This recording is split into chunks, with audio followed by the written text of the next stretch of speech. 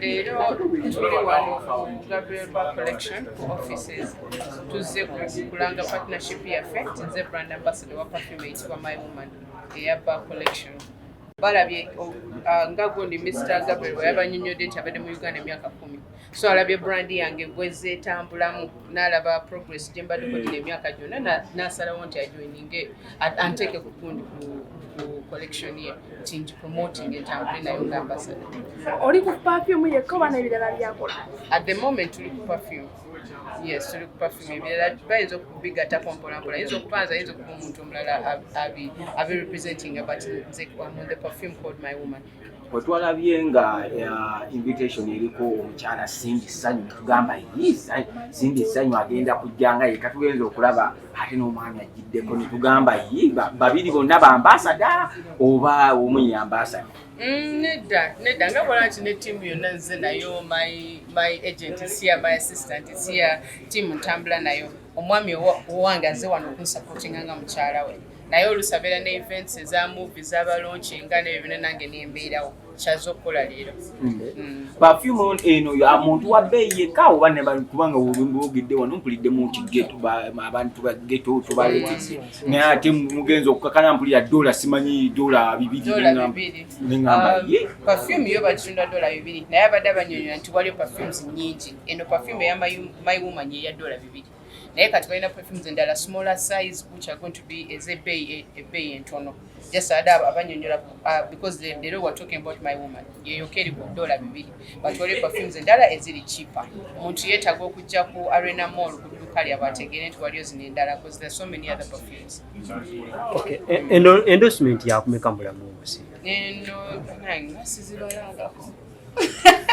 No, situlanga wanenzibala mbu yene endorsement obeyo okumeka simanyi. Yes, but it's not my first time to be endorsed. But for a perfume, yes, a perfume is so. Zina kyezigatta ku muyimbi kuba abamu babadde bazikozesanga weapon okugamba nno bo balina endorsement nyingi kitegeeza bo baakabi nnyo mu music. Yeah, zina kyezigattako financially but also zongerako influence y'omuntu gyakoma okulaba in many products gyakoma okwagala okutegeera n'okwagala okufollowinga. So yes, zina impact. So tulowooze nti nno kati bwe kibanga zina influence ezigattako bato yeeyongeddemu amaanyi. Tebikwatagana ne bato. No, not at all. Kino kyo kiri personal. Omuntu ali ayinza okugamba kegana amaanyi ga bato akabadde mu media bato yereese bino. Nedda, the CEO Gabriel na meeting 10 years ago otospanga nkola shows angeza live. So ne tunajja nga alaba shows yatandikanga fani nategera brand yange bwetambula ze ateka mu support every once in a while which tukutukoze tekize recently nti amaze kuwulira ebya bato nagamba kampukire train etambula. Nedda, our partnership has been happening for a long time. Kyakwadde banga kyokusalawo ku kino kuba gye buvuddeko tuvuddeyo ne tulaba abantu ab'enjawulo ku social media nga bagamba gwe tolina endorsement deal yonna nga bakugeraageranya ku mukyalo oli ow'ennyingo nti yalina nnyingi. Kisinzira endorsements abantu baba tebazifuniranga competition ngono yasinga endorsement oli ki nze nokwata ku brand nga nkwatagana nayo ne brand ngitegeera ng'omuntu not because ndabye sente ku check nina okuba nga ngisiimye ng'omuntu kivola endorsement ezisinga zimpitako zibamu esente nga sizisiimye nga ndabire ddala obudde bwange it's not worth the money. Most of the contracts ndabye so far kati eno nagitunulidde nga product njagala ne sente nenzisiima ate nga kyekyo kyensobola okutambuza ne brand yange bweri kugikiriza.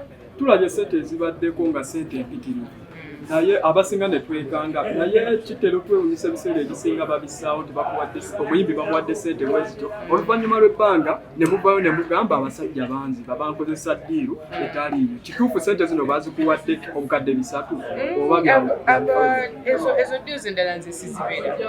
You understand muntu ntegeera ntunira contract negisomamu netuteekamu balooya okumakinga sure nti ekyo kyetugenda okulangirira kyekiri baasagala kudde enkyate neswaze mbantu batudde mu kulwana nedda so kiri legit kitudde mu butuzi oba tinkirabye leero yayampa contract in about a month ago nenjitamu ne balooya na buli kimu okumakinga sure nti buli kimu kigenze bulungi okutuuka okulangirira wano akajja kabadde katuuse already. Today we're just announcing the partnership. So yes, buli kimu kiri legit. Katugendeke omwami bato eno yo omukyalo omwagira agende mu bato oba just yakoze bibyenga ye.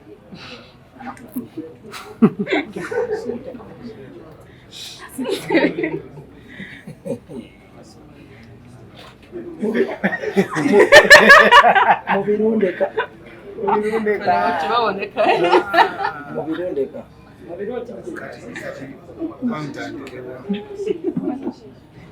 Kuba teri kintu mukyala wange kyakola kyesimanyi era buli kimu kyakola kimanyiko era buli sitepu gyatwala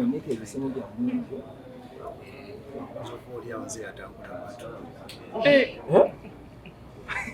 Agambye biyinza okuba olyawo negative energy ejja ku social media ngegende wa mukyala wo gwenga gwe omwami kikuyisa kitya batuuka n'omuyita Noki nze sikiinaako buzibu kubanga mukyala wange mumanyi wabaleeta negative energy just demons batawaanya omwaga kusiiga abalala so nze mukyala wange mumanyi byasobola okukola mbimanyi byatasobola negative energy abaleeta negative energy ku social media bo benyini bali negative energy batabula bingi kati baagala kumala ku muntu mulala so and I support her if anything affects her wekiba kimulumye nnyo I support her. Negative energy is not a scare. Omukyala nako no bamuwe erinnya erya Noki yakwenga omwami wali wero kaminga oba kugenda n'ekiriwo. Netulaba nti kati Noki esinga iPhone ku internet. Simanyi mulungi sina iPhone. Tukimanyi ku internet. Kati Noki Noki ekizibu kyekiri. This year, let me tell you about Nokia. This year Nokia rebranded. What don't you mind? This year Nokia rebranded. And Nokia is not just phones. Ne abantu abasinga mu kutamanya balowooza nti Nokia is an old brand of phones. Nokia is like ahead of technology right now. What you know? My first phone was a Nokia and I loved it and I still have it. Finally, iPhone.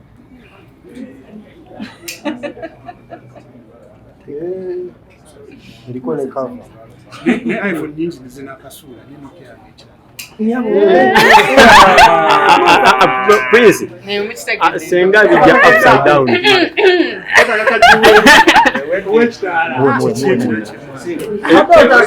Sindio chekele chebagamba. Kaisewo. Sindio chekele chebagamba. Nokia nyingiza iPhone nyingiza yakasula. Chuli. Kitegeza. Mukitegedde. Mukitegedde sigenda kunnyonnyola. Mr. Okay. Asegedde gamba mbiri. Okuyo. Kisi osinga okwagala ku Nokia yo. Nokia ya. Aganji kulaki. Nnyonnyola. The phone. iPhone is sudden Kati kiki osinga okwagala ku Nokia. iPhone doesn't have a life. iPhone doesn't have a longevity. iPhone can't last. In my hands, it can't last 5 years. Hey. But you said Nokia. Because every year there's an iPhone. Why should I stay on the last when there's a new one? But when was the last time you saw Nokia? Ila bogenda yekyali. Twayanziza. Kale bye. Okusembayo Madam President. Abalina audio linda kwa kujja kwa audio w'abantu. Bane